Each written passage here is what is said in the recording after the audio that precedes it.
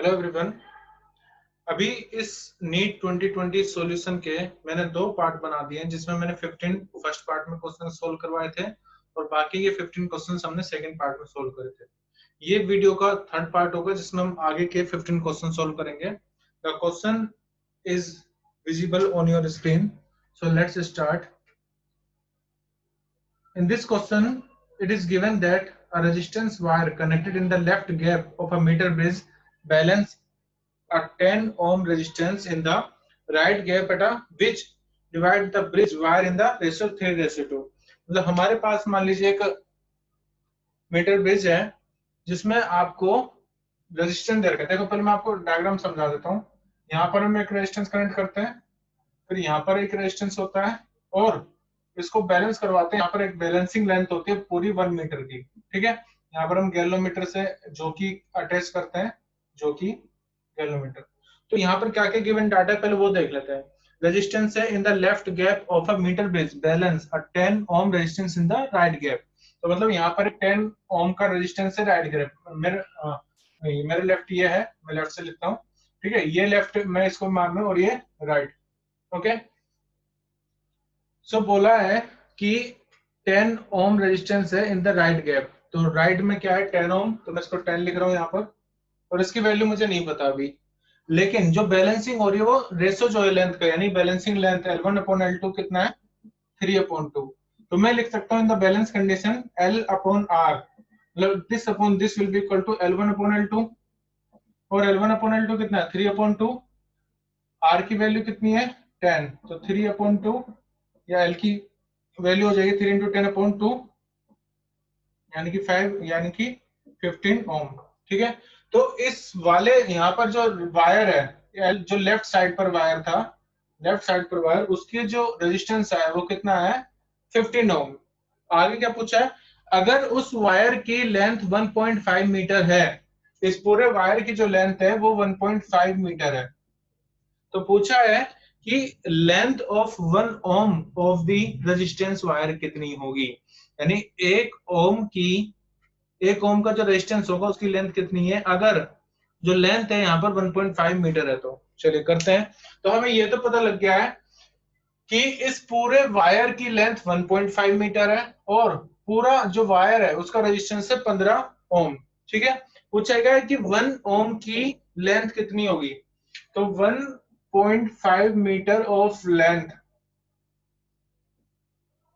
Has कितना है 15 ohm resistance, 15 ohm resistance है। तो 1 ओम का कितना होगा, लेंथ कितनी होगी। तो देखो 1 ओम का रेजिस्टेंस की 1 ओम रेजिस्टेंस अगर मैं यहाँ पर कर रहा हूँ तो वो कितना हो जाएगा 1.5/50, ठीक है। 1.5/15। तो यहाँ से इसको मैं ऐसे भी लिख सकता हूँ, 10 को इधर ले आओ, तो कितना हो गया 1/10, ठीक है। 1/10 को हम क्या लिख सकते हैं 0.1 मीटर, ठीक है। 0.1 या फिर 10⁻⁻1 मीटर, और इसको मैं लिख सकता हूँ 1 × 10⁻⁻1 मीटर। तो ये सारे आंसर एक ही चीज है, खैर सब चीजें एक ही को रिप्रेजेंट कर रहे हैं 0.1 मीटर। और इसमें अगर आपको करेक्ट ऑप्शन चूज करना है तो कौन सा आप चूज करोगे 1, तो first option would be correct.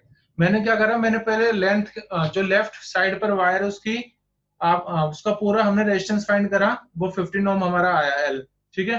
फिर हमें दे रखा था कि 1.5 टोटल लेंथ है, तो 1.5 मीटर लेंथ का रेजिस्टेंस कितना है 15 ओम। तो 1 ओम रेजिस्टेंस का जो लेंथ हो जाएगा वो कितना हो जाएगा 0.1 मीटर, ठीक है। नेक्स्ट क्वेश्चन करते हैं, इसको नोट कर लीजिए आप। नेक्स्ट क्वेश्चन है light with an average flux, average flux दे रखा है on a non-reflecting surface at a normal incidence having surface area भी given है। The energy received by the surface during the time span दे रखा है 1 minute में कितनी एनर्जी वो यूज कर लेगा, that we have to solve। तो इसके लिए आपको फॉर्मूला पता होना चाहिए। देखो एवरेज फ्लक्स है यहाँ पर 20 वोल्ट पर मीटर स्क्वायर, ठीक है।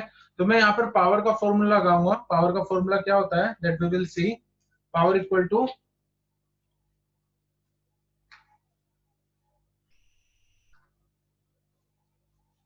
या फिर इंटेंसिटी, देखो क्या होता है, द एनर्जी रिसीव्ड पूछा है इसमें, द एनर्जी रिसीव पूछा है और कहा है कि जो light with an average flux, flux given है 20 वॉट पर centimetre square fall on reflecting surface. तो पूछा है कि जो एनर्जी होगी received by the surface during 1 minute में कितनी एनर्जी वो रिसीव करेगा। तो देखो हमारे पास यहाँ पर 20 वॉट पर सेंटीमीटर स्क्वायर क्या होगा, 20 वॉट पर सेंटीमीटर स्क्वायर मैं अगर ये फॉर्मूला यूज करता हूँ P equal to work done per unit time per unit area, यानी कि एक तरह से इंटेंसिटी है work done per unit time, तो work done will be behave as energy. ठीक है, P की वैल्यू कितनी दे रखी है हमें 20 वॉट पर सेंटीमीटर स्क्वायर, 20 वॉट पर सेंटीमीटर स्क्वायर। तो ये जो सेंटीमीटर स्क्वायर है मैं उसको यूनिट में चेंज करूंगा, ऐसा यूनिट में 20 तो है लेकिन मल्टीप्लाई किससे करनी पड़ेगी -2 से, ताकि वो ऐसा यूनिट में आ जाए। ओके, हमें एनर्जी नहीं पता एनर्जी कितनी है, तो ये वर्क डन एनर्जी की तरह काम करेगा अपॉन टाइम की दर का कितना 1 मिनट, यानी कि 60 सेकंड लिख सकते हैं हम, 1 मिनट इक्वल टू 60 सेकंड होता है।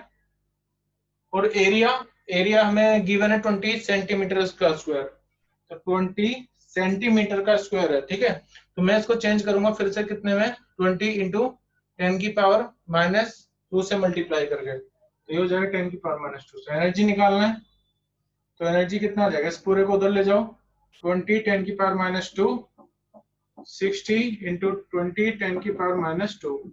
ठीक है, तो यहां से जब आप पूरा मल्टीप्लाई करोगे you will get 20 after multiplying 6 into 2 12 12 into 2 24 2 6 जा 12 12 2 जा 24। तो 24 यहाँ पर देखो ऑप्शन में देख लो, ज्यादा काम नहीं करना है, 24 एक ही में ऑप्शन में है, बाकी सब में तो 12 है 48 है 10 है, तो मेरा ऑप्शन कौन सा करेक्ट हो जाएगा 24 10 की पावर 3 जूल, ये करेक्ट ऑप्शन हो जाएगा हमारा 24 10 की पावर 3। मैंने बस 24 देखा, पावर मिलाने की जरूरत नहीं, पावर सब में सेम है। नेक्स्ट क्वेश्चन करते हैं, ये अच्छा क्वेश्चन है प्रिज्म से। A ray is incident at an angle of incidence I on a surface। देखो यहाँ पर हमारे पास एक स्मॉल एंगल्ड प्रिज्म है, लेट एंगल ए है, तो यहाँ से एक लाइट इस पर इंसिडेंट हो रही है और इंसिडेंट होने के बाद वो नॉर्मली 90 डिग्री एंगल बनाते हुए बाहर जा रही है।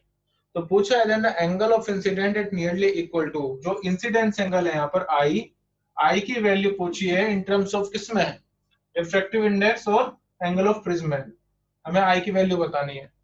तो देखो मेरे पास एक रिलेशन होता है for small angle prism, delta equal to होता है म्यू -1 इंटू ए। ठीक है, delta equal to mu -1 into A, mu है रिफ्रैक्टिव इंडेक्स, ए है एंगल और डेल्टा है डेविएशन। एक फॉर्मूला मुझे ये पता है। दूसरा, जब आपने डेरिवेशन करा होगा 12th क्लास में, तो यहाँ पर हम ये लिख सकते हैं कि I plus E equal to delta plus A. Relation होता है incidence angle, emergence angle, deviation angle और एंगल ऑफ प्रिज्म है, I plus E equal to delta plus ए।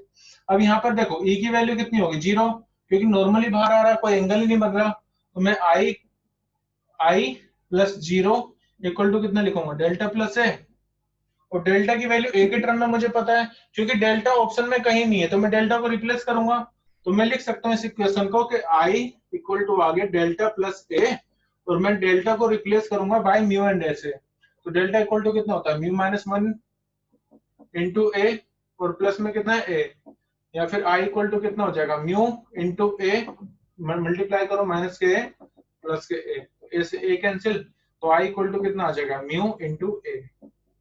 इस तरह से हम कर सकते हैं। तो बस मैंने यहाँ पर दो आइडेंटिटी यूज करी है, एक स्मॉल एंगल प्रिज्म के लिए और एक ये identity I plus equal to delta plus से, डेल्टा डेविएशन है, ई इमर्जेंस है, आई इंसिडेंस है, तो I equal to mu into A, यानी कि second option would be correct.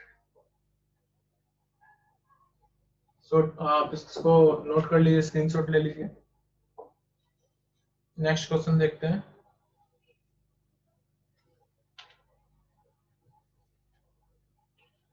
इसमें आपको आरएमएस वैल्यू बतानी है करंट की कितनी होगी, कैपेसिटेंस है 40 माइक्रोफैराड और वोल्टेज है 200 वोल्ट और 50 हर्ट्ज की एसी सप्लाई है।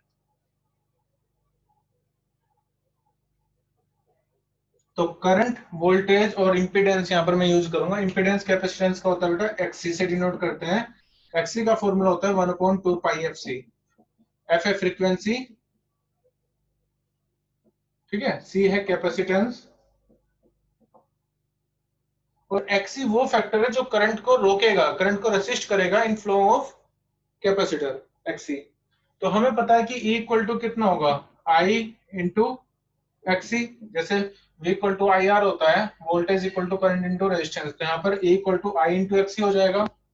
अब देखो, उसने बोला कि 200 वोल्ट की सप्लाई है, तो मैं यहाँ पर कितने ले लूंगा, 200 आरएमएस वैल्यू को, आई आरएमएस निकलेगा मेरे डायरेक्टली अगर ये आरएमएस है तो, और एक्सी की वैल्यू कितनी हो जाएगी, 1/2 पाई एफसी। ठीक है, या फिर आई आर एम एस मैन निकालना तो वो कितना हो जाएगा, 200 multiply by 2 pi into F into C. सारी वैल्यू पुट करेंगे हम, 200 multiply by 2 into pi into frequency value कितनी दे रखी है, 50 हर्ट्ज, और कैपेसिटेंस कितना है हमारे पास, कैपेसिटेंस 40 माइक्रोफैराड। तो 40 को 10 की पावर -6 से आप मल्टीप्लाई करेंगे। ठीक है, तो जब इस पूरे को हम सोल्व करेंगे तो हमारा जो करंट है वो आएगा। अब यहाँ पर 2.05 एम्पियर है, 2.5, 25.1 और 1.7 एम्पियर यहाँ पर है। तो हमारे जो इसको कैलकुलेट करके अप्रोक्स आंसर आएगा वो आएगा 2.7 एम्पियर, जिसको मैं नियरली मानूंगा 2.5 एम्पियर, क्योंकि उसके आसपास एक ही वैल्यू है यहाँ पर। तो 2.5 एम्पियर हमारा करेक्ट आंसर हो जाएगा। बस यहाँ पर मैंने V equal to I R का फॉर्मूला लगाया, E equal to I into X C, और एक्सी की वैल्यू होती है 1/2 pi F C. Next question करते हैं। ये बहुत सिंपल क्वेश्चन, इसमें तो सबको नंबर मिलेंगे। स्ट्रेस का डायमेंशन फॉर्मूला पूछा है। स्ट्रेस क्या, फोर्स पर यूनिट एरिया, यानी कि जो प्रेशर का होगा वो स्ट्रेस का भी होगा। देखो, स्ट्रेस इक्वल टू होता है बेटा फोर्स अपॉन एरिया। फोर्स का होता है mlt-2 डिवाइड बाय एरिया का एल स्क्वायर। तो एक पावर से एक पावर जाएगी, तो m l-1 t-2। Option correct देख लो कौन सा है, ml-1 t-2, ml-1 t-2 will be correct option।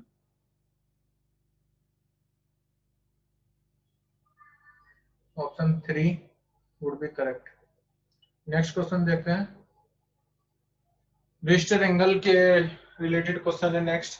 ये भी सिंपल है, इसमें तो आपको टाइम लगता ही नहीं, इस वाले क्वेश्चन में भी टाइम नहीं लगेगा। ब्रिस्टर एंगल पूछा है, तो देखो म्यू इक्वल टू होता है 10 आईपी, ब्रिस्टर लो भी बोलते हैं इसको। ठीक है, IB mu equal to 10 IB. अब पूछा कि जो आईबी की वैल्यू होनी चाहिए वो कितनी होनी चाहिए, तो मैं आपको इस क्वेश्चन को ना डायरेक्ट बताऊंगा। ठीक है, कैसे हम इसमें चूज कर सकते हैं। देखो, आपको पता है म्यू की वैल्यू सबसे कम किसके लिए होती है, एयर के लिए, एयर के लिए। और अगर म्यू की वैल्यू 1 हो तो टेन थीटा, थीटा की वैल्यू कितनी आएगी लोगों, 45 डिग्री। ठीक है, दूसरा, अगर मान लो हमारी मैक्सिमम एंगल कितना 90 डिग्री, तो मान लो मैं थीटा को 90 डिग्री ले रहा हूं, तो म्यू इक्वल टू 10 90 डिग्री, और 10 90 डिग्री की वैल्यू इन्फिनिटी होती है, बट म्यू की वैल्यू इन्फिनिटी नहीं हो सकती। तो इसलिए मेरा जो वैल्यू है एंगल की वैल्यू, वो 90 से कम होनी चाहिए, वो 90 से कम होनी चाहिए। और दूसरी बात यह है कि म्यू की वैल्यू किसी भी मीडियम के लिए 1 से कम नहीं होती है, तो हमारा एंगल 45 से कम भी नहीं आएगा।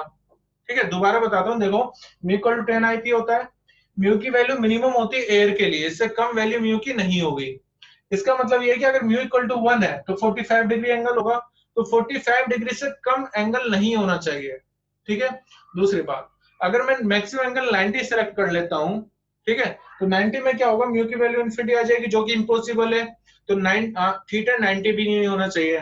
तो हम ये कह सकते हैं कि म्यू की वैल्यू 1 से ज्यादा होती है और इन्फिनिटी से कम होती है।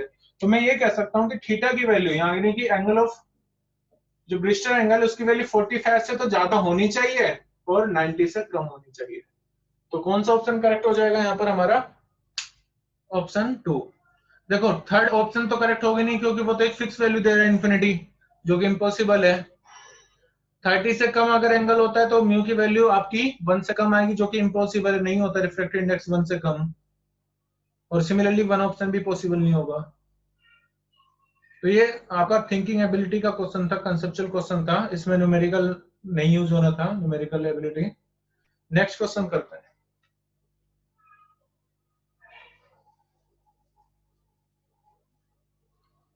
नेक्स्ट क्वेश्चन का हुआ है कि एक वायर है जिसकी लेंथ है एल, ठीक है, फिर उस पर हम क्रॉस सेक्शन एरिया का गिवन है, क्रॉस सेक्शन एरिया है ए, और length of the wire is L1, change हो रही है the length of the mass. इस पर हम कुछ मास अप्लाई करवा रहे हैं, तो मास की वैल्यू अगर m है तो उसकी लेंथ में थोड़ा सा एक्सटेंशन हो जाएगा, लेकिन वो डेल्टा L है और ये वो डेल्टा L की वैल्यू L1 गिवन है यहाँ पर, ठीक है।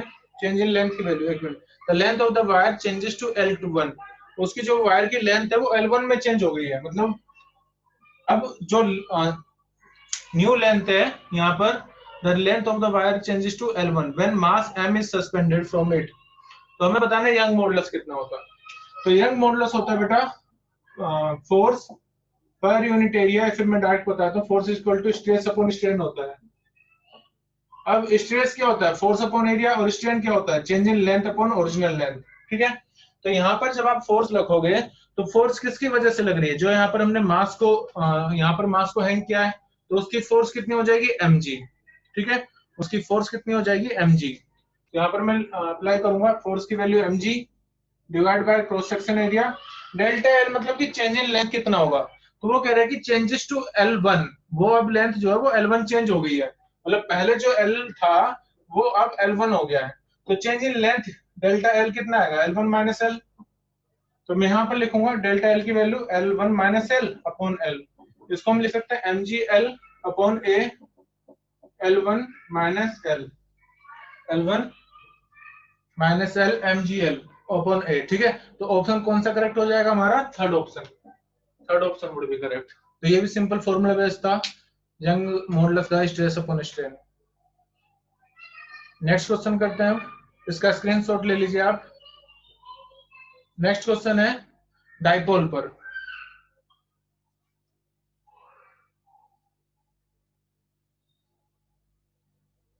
ये भी डायरेक्ट फॉर्मूला बेस्ड क्वेश्चन होगा।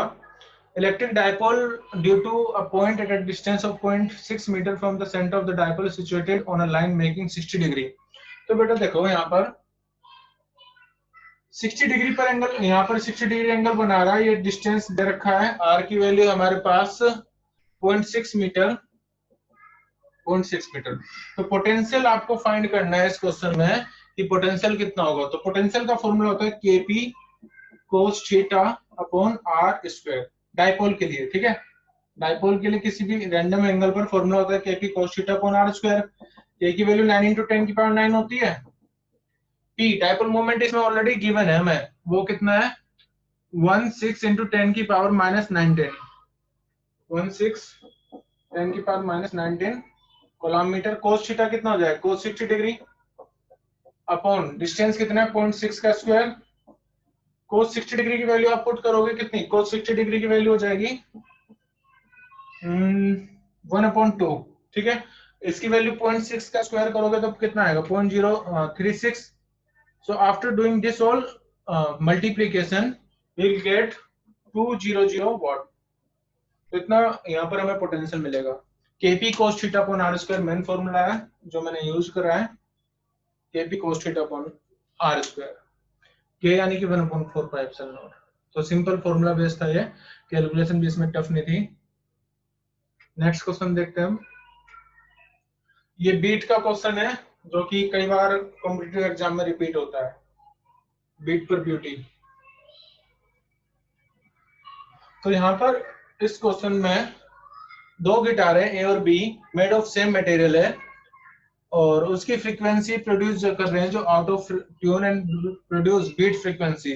तो बीट फ्रीक्वेंसी का फॉर्मूला होता है डेल्टा डब्ल्यू डेल्टा एफ, और वो यहाँ पर दे रखा है हमें कितना, बीट की वैल्यू है 6 हर्ट्ज फ्रीक्वेंसी की, okay. When the tension in B में टेंशन जो है वो डिक्रीज करी जा रही है, तो बीट फ्रीक्वेंसी होगी 7 हर्ट्ज। पूछा है कि if the frequency of A is, frequency of A है हमारा 530 हर्ट्ज, 530 हर्ट्ज, तो ओरिजिनल फ्रीक्वेंसी क्या होगी बी की, एफ बी। तो देखो एक फॉर्मूला होता है delta F equal to mod of F A minus F B, ठीक है, mod of F A minus F B. तो यहाँ पर डेल्टा एफ की वैल्यू कितनी है 6, एफ ए की वैल्यू 530, और यहाँ पर एफ बी की वैल्यू मुझे निकालनी होगी, सो वो मुझे नहीं पता, एफ बी, ठीक है। तो एफ बी की वैल्यू यहाँ पर कितनी आ जाएगी 530, आप इसको उधर ले जाओ तो 530 में से 6 माइनस करना पड़ेगा, -6, तो एफ बी की वैल्यू आ जाएगी डायरेक्ट हमारी 5 to 4 और फ्रीक्वेंसी की यूनिट क्या होती है हर्ट्ज। तो करेक्ट ऑप्शन जो होगा दैट विल बी 5 to 4, मतलब कि option first would be correct. तो सिंपल फॉर्मूला था delta F equal to F A minus F B का। नेक्स्ट क्वेश्चन देखते हैं हम। An electron is accelerated from, ये भी सिंपल फॉर्मूला बेस्ड। इस बार सारे क्वेश्चन ऐसे हैं कि बस फॉर्मूला लिखो आंसर मिलेगा। मतलब मुझे लगता है कि ऐसा इस बार नीट की जो फिजिक्स पोर्शन है उसमें सभी बच्चे अच्छा स्कोर कर पाएंगे। तो इलेक्ट्रॉन देखो, जब भी इलेक्ट्रॉन के केस में डी ब्रोगली वेवलेंथ का पूछा जाए फॉर्मूला, तो ये फॉर्मूला होता है lambda equal to 1.22 upon root V, और ये जो फॉर्मूला है यहाँ पर नैनोमीटर में होता है ऑलरेडी, तो कुछ करने की जरूरत नहीं है हमें। पूछा है कि पोटेंशियल डिफरेंस कितना होगा अगर डी ब्रोगली वेवलेंथ यानी कि लैम्डा की वैल्यू कितनी है, लैम्डा 1.22 10 की पावर -2 नैनोमीटर में ऑलरेडी क्वेश्चन में गिवन है। तो यहाँ पर 1.22 10 की पावर -2 1.22 और रूट वी है। निकालनी क्या है, वी की वैल्यू। तो मैं इसको स्क्वायर कर दूं अगर दोनों तरफ, तो ये कितना आ जाएगा देखो। पहले इसको मैं ला रहा हूँ नीचे, तो रूट वी इक्वल टू आ गया 1.22 10 की पावर -2। एक चीज और देखो, मैं इसको चेंज नहीं कर रहा हूँ मीटर में, क्योंकि ये ऑलरेडी न्यूटन मीटर नैनोमीटर में फॉर्मूला होता है। तो रूट वी, अब आप क्या कर सकते हैं, इसको हटाओ यहाँ से पहले तो रूट वी इक्वल टू कितना आ गया 10 की पावर +2, ठीक है 10 की पावर 2। और जब आप रूट लोगे बेटा इसका, तो रूट लेने पर v इक्वल टू कितना आ जाएगा 10 की पावर 2 का रूट यानी कि 1 यानी कि 10। तो हमारा जो करेक्ट आंसर होगा that would be equal to, एक मिनट में चेक कर लेता हूँ फिर भी इसको, 1.22 10 की पावर -2 नैनोमीटर था, और यहाँ पर 1.22 अपॉन रूट वी। एक मिनट जरा मैं दोबारा पुट कर रहा हूँ। तो 1.22 इंटू 10 की पावर -2 है इक्वल टू 1.22, यहाँ पर मैंने इसको रख दिया 7 तक होता है वैसे तो वो, और v की वैल्यू हमें पता करनी थी। तो 1.22 से 1.22 कैंसिल कर दो, अब कर दो स्क्वायर ऑन बोथ साइड, ये हो जाएगा -4 1 अपॉन v, ठीक है। और v इक्वल टू कितना हो जाएगा, यहाँ से मैंने क्या करा, इसको स्क्वायर कर दिया दोनों तरफ से, तो 1.22 तो यहाँ से कैंसिल आउट हो ही जाएगा। इसका स्क्वायर करोगे 10 की पावर -2 का स्क्वायर -4, और जब आप इसको इधर लागो 10 की पावर कितना हो जाएगा ये, v इक्वल टू 10 की पावर v नीचे आएगा -4, और फिर से इसको आप ऊपर ले हुए न्यूमरेटर में, तो 10 की power 4 volt. This would be your answer, 10 की पावर 4 वोल्ट। नेक्स्ट क्वेश्चन करते हैं।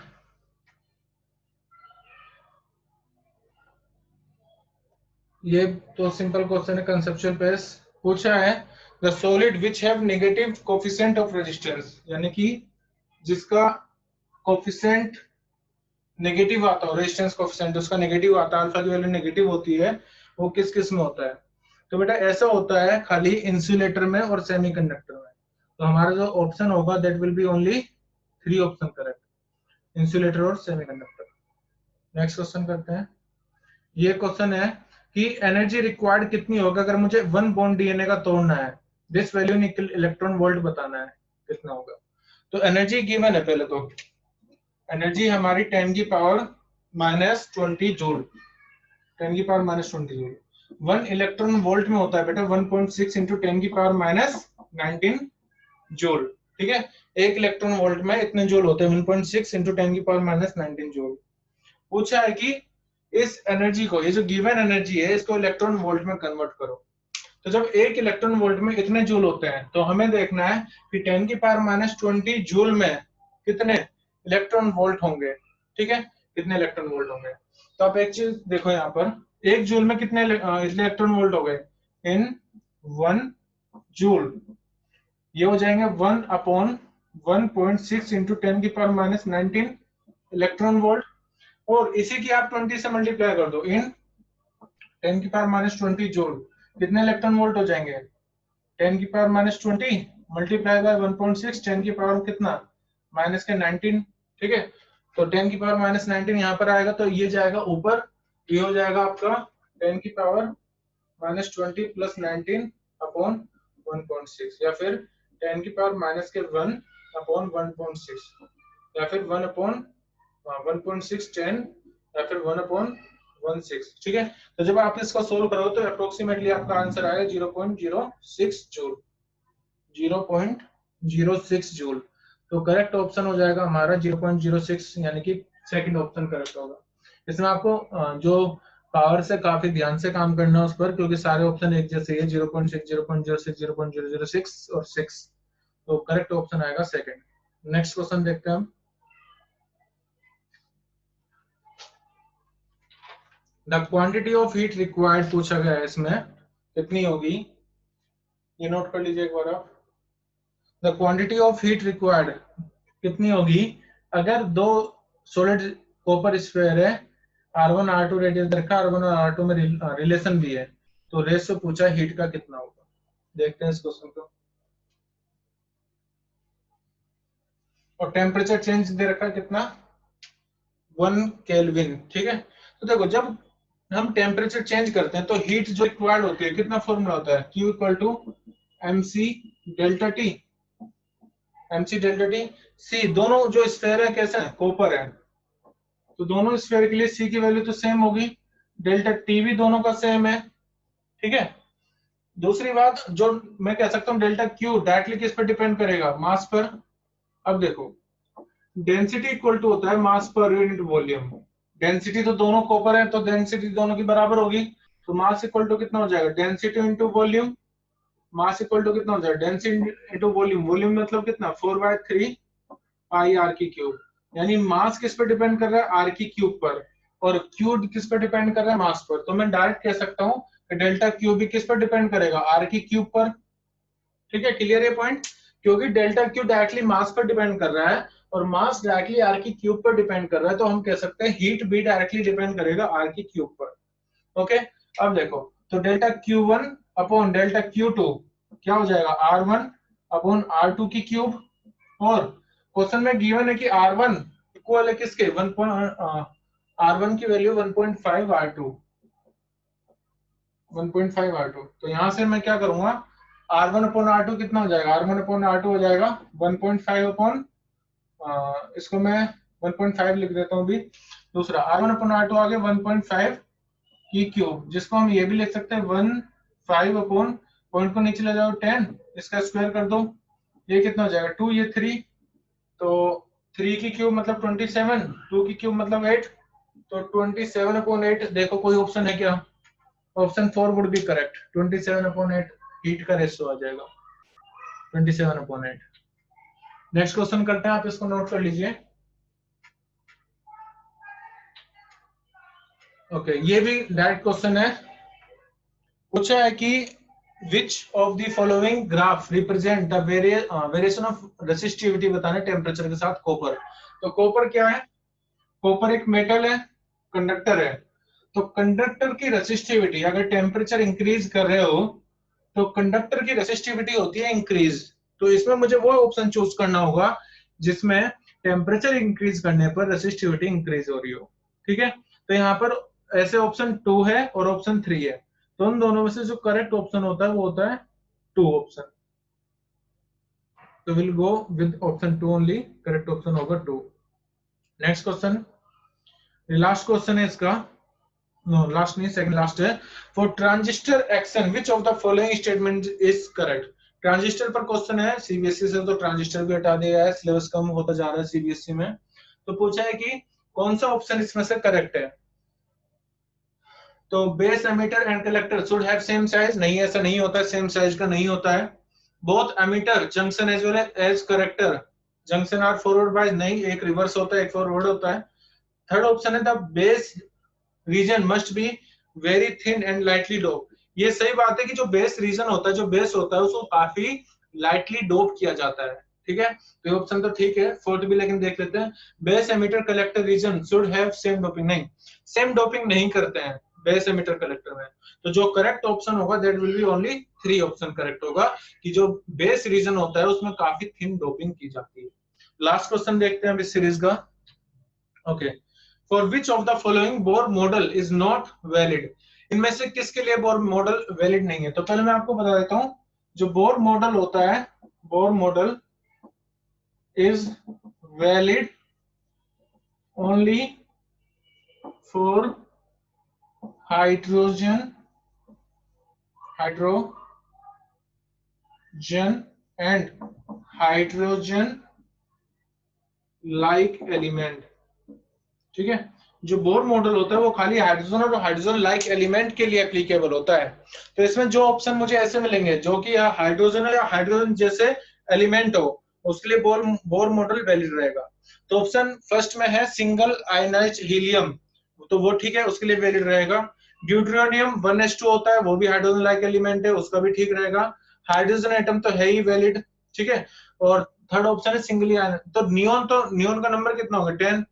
ठीक है, तो वो तो नहीं होगा, तो इसलिए ऑप्शन करेक्ट जो होगा, नहीं मतलब बोर मॉडल किसके लिए वैलिड नहीं होगा, तो उसमें आएगा option 3 single ionised atom Na+। तो ये हमने पूरी सीरीज कंप्लीट करवा दी है 2020 नीट सॉल्यूशंस की, फिजिक्स सॉल्यूशन की। इसके बाद जो वीडियो आएंगी वो आएगी आपके IIT JEE जो सितंबर में अभी एग्जाम हुए होंगे, उस पर हम वीडियो बनाएंगे। सो तब तक के लिए आप डाउट करते रहिए, पूछते रहिए। Till then good bye everyone.